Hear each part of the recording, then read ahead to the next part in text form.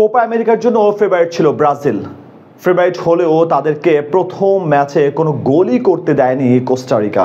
এরকম পারফরমেন্সে একটু হলেও হতাশ আসরের 9 বারের চ্যাম্পিয়ন ব্রাজিল দল। প্রথম ম্যাচে ড্র করার পর এবার ঘুরে দাঁড়ানোর সিদ্ধান্ত দারিভালের দলের।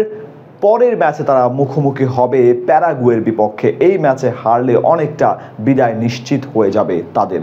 এই গুরুত্বপূর্ণ ম্যাচে তবে কেমন একাদশ নিয়ে মাঠে নামবে ব্রাজিল সেটাই শুনবো প্রতিবেদনে। পরাজয়ে কোপা আমেরিকার যাত্রা শুরু করেছিল ব্রাজিল।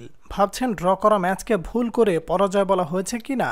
সেরকম সম্ভাবনা নেই, কারণ র্যাঙ্কিংয়ে 52 নম্বরে থাকা কোস্টারিকার মতো দলের বিপক্ষে 9টি শট নেয়ার পরেও জয় না পাওয়া ব্রাজিলের মতো দলের জন্য সত্যিই হতাশার।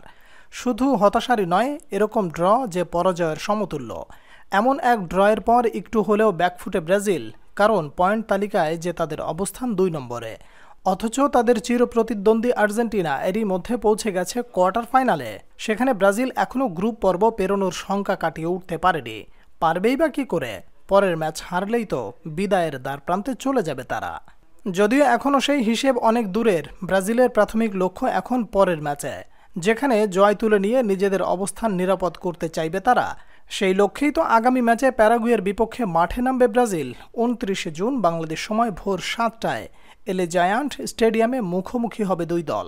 এখন পর্যন্ত 83 বার দেখা হয়েছে দুই দলের মধ্যে, যেখানে 51 বার জয় পেয়েছে ব্রাজিল, অন্যদিকে মাত্র 13 জয় প্যারাগুয়ের। এদিকে অমীমাংসিত ছিল 19টি ম্যাচ।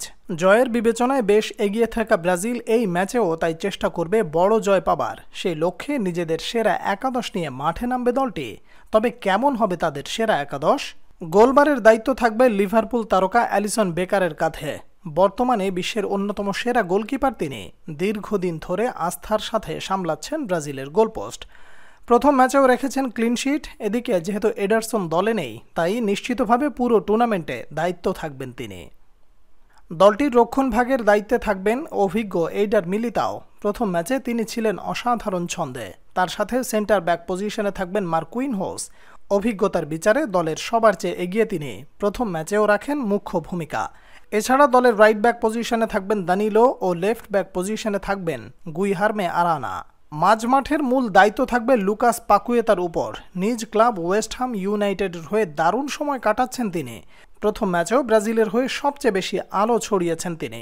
পরের ম্যাচেও তার উপর আস্থা রাখবেন কোচ দরিভাল জুনিয়র। এদিকে মাঝ মাঠে তার সাথে আরও থাকবেন ব্রুনো গুইমারাইজ এবং জোয়াও গোমেজ। গত ম্যাচের মাঝমাঠ দেখা যেতে পারে পরের ম্যাচেও। ডিফেন্স ও মিডফিল্ড ঠিক থাকলেও বদলে যেতে পারে দলের আক্রমণ ভাগ, কারণ প্রথম ম্যাচে জয় না পাওয়ার কারণ ছিল ব্যর্থ আক্রমণ। 19টি শট নিলেও অন টার্গেট ছিল মাত্র 3টি। এই ম্যাচে তাই রদ্রিগোকে বসিয়ে নামানো হতে পারে এন্দ্রিককে। দুই উইংয়ে থাকবেন রাফিনহা ও ভিনিসিয়াস জুনিয়র।